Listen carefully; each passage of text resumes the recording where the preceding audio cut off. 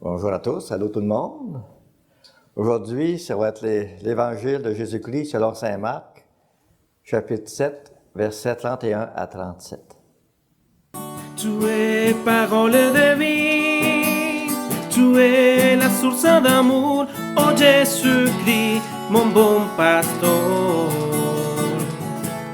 Alléluia, alléluia, alléluia, alléluia. Gloire à toi, oh Seigneur. Le Seigneur soit avec vous. En ce temps-là, Jésus quitta le territoire de Tyr, passant par Sidon, il prit la direction de la mer de Galilée et alla en plein territoire de la Décapole. Des gens lui amènent un sourd qui avait aussi de la difficulté à parler et supplie Jésus de poser la main sur lui. Jésus l'amena à l'écart, loin de la foule, lui mit les doigts dans les oreilles et avec sa salive lui toucha la langue. Puis, les yeux levés au ciel, il soupira et lui dit « Ephata », c'est-à-dire « Ouvre-toi ». Ses oreilles s'ouvrirent, sa langue se délia et il parlait correctement. Alors Jésus leur ordonna de n'en rien dire à personne.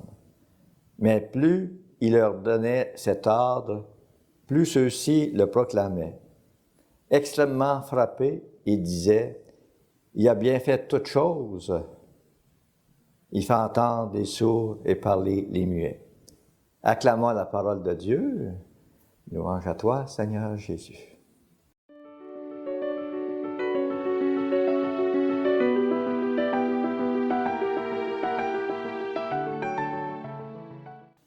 Aujourd'hui, l'Évangile nous présente un miracle de Jésus.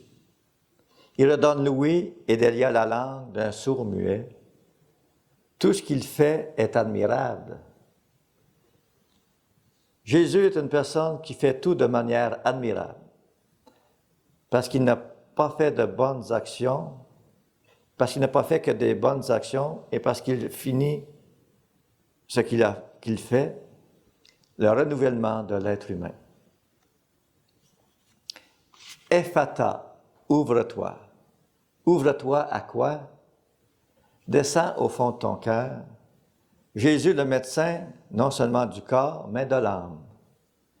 Jésus est venu pour te recréer, faire de toi une personne nouvelle, comme Dieu le veut, à son image et à sa ressemblance. Car la nature humaine est en mauvais état depuis le péché des origines. Nous avons perdu l'image et la ressemblance de Dieu. C'est pourquoi Jésus veut nous redonner la grandeur et la beauté de l'être humain. Oui, mourir à soi pour en faire une personne toute neuve, à la longue. Et Jésus, qu'est-ce qu'il fait? Il guérit le sourd-muet. Tout se passe dans le silence de la création. Jésus priait, Jésus priant, lui insuffle la vie à ce sourd-muet. Et Jésus lui recommande de ne dire cet événement à personne. Mais rien à faire. L'homme est tellement content. Il est dans la joie, l'émerveillement. Il ne peut se taire.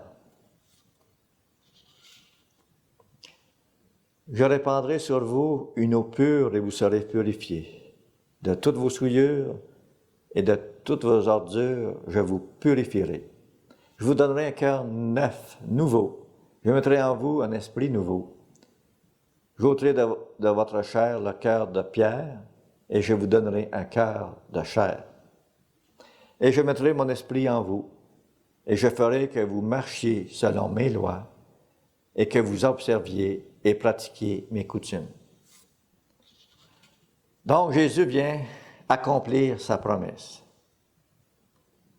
Par nous-mêmes, nous ne sommes pas capables d'obéir et vivre ses commandements à cause de ce péché d'origine. Nous vivons de façon misérable. Car je sens deux hommes en moi. Je suis donc comme divisé, tiraillé. Le vieil homme doit mourir pour ressusciter à un homme nouveau, ajusté à la volonté du Père des cieux. Aussi, Jésus regarde vers son Père. Levant les yeux au ciel, il poussa un gémissement et lui dit, « Ouvre-toi. Ouvre-toi. C'est ouvre ton cœur, mon amour, pour que je puisse te guérir. Oui, Seigneur, ton amour, ton Esprit Saint fait la différence dans la vie. » Ce texte de Saint Marc nous montre le chemin. L'évangélisation ne consiste pas tant à chercher de nouvelles méthodes pour partager et enseigner une doctrine, qu'elle consiste à conduire les gens vers le Christ. Elle consiste à provoquer cette rencontre où Dieu, pouvant parler à leur cœur, les oreilles s'ouvriront et les langues se délieront. Et n'oublions jamais que nous ne pouvons rien par nous-mêmes et que c'est Jésus qui est le Seigneur et le Sauveur. Amen.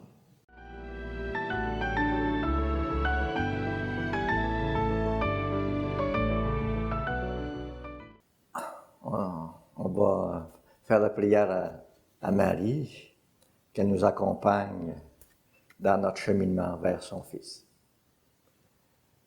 Je vous salue Marie, pleine de grâce. Le Seigneur est avec vous. Vous êtes bénie entre toutes les femmes, et Jésus, le fruit de vos entrailles, est béni.